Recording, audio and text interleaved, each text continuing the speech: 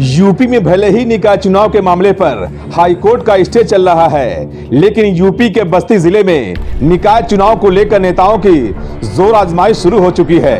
गौरतलब है कि निकाय चुनाव की सीट के आरक्षण को लेकर हाईकोर्ट ने भले ही रोक लगा रखी है और फैसला अपने पास सुरक्षित रखा हो, और कोरोना वायरस को लेकर भी पूरे प्रदेश में हाई अलर्ट के साथ ही लोगों को जागरूक रहने और मास्क लगाने की बात भी कही गई है। लेकिन निकाय चुनाव को लेकर सत्ताधारी दल के नेता काफी गंभीर दिख रहे हैं और इस चुनाव में अपने आप को रेस में आगे रखने की हर संभव कोशिश भी कर रहे हैं। और मजे की बात तो ये है कि अब इस चुनाव में भगवा रंग की एंट्री भी हो चुकी है।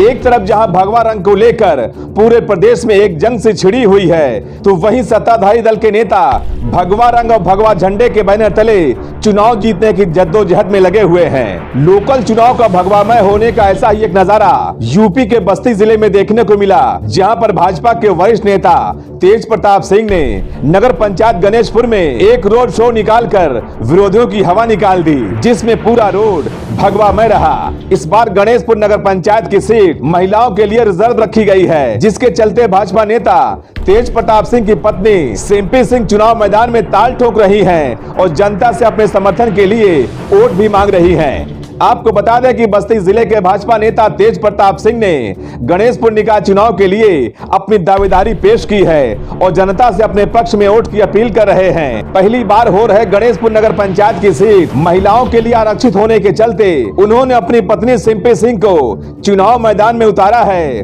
और गणेशपुर नगर पंचायत में रैली निकालकर उन्होंने अपनी दावेदारी के लिए ताल भी ठोकी है। मजे की बात तो ये रही कि ये पूरा रोड शो भगवा रंग में नजर आ रहा था। इतना ही नहीं, अपनी माता के साथ 4 साल का उनका बेटा भी अपनी मां के पक्ष में समर्थन के लिए हाथ जोड़कर जनता से वोट के लिए अपील करते हुए भी दिखाई दे रहा है। माता पिता के साथ 4 साल के बच्चे का वोट मांगना गणेशपुर नगर पंचायत में चर्चा का विषय भी बना हुआ है। वहीं पत्रकारों के सवाल पर भाजपा नेता की पत्नी सिंपी सिंह ने कहा कि यदि मुझे क्षेत्र की जनता ने मौका दिया तो क्षेत्र की बुनियादी समस्याओं को दूर करना मेरी पहली प्राथमिकता होगी। बहरहाल चुनाव की तारीखों का ऐलान होना अभी शेष है, लेकिन सत्ताधारी दल के नेता इस लोकल चुनाव में भी अपने आप को हर हाल में आगे रखना चाहते हैं और भगवा झंडे के सहारे अपनी चुनावी नैया को भी पार करने में लगे हुए हैं। Special desk Dastak news live. Dastak news राष्ट्र सबसे पहले।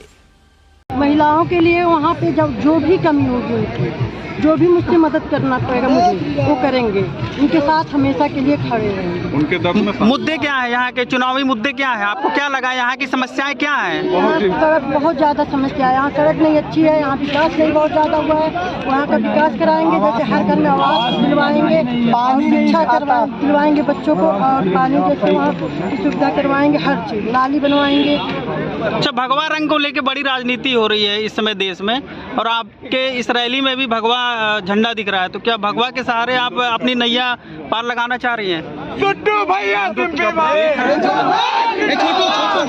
हेलो, हिंदू का है और भारतीय जनता पार्टी।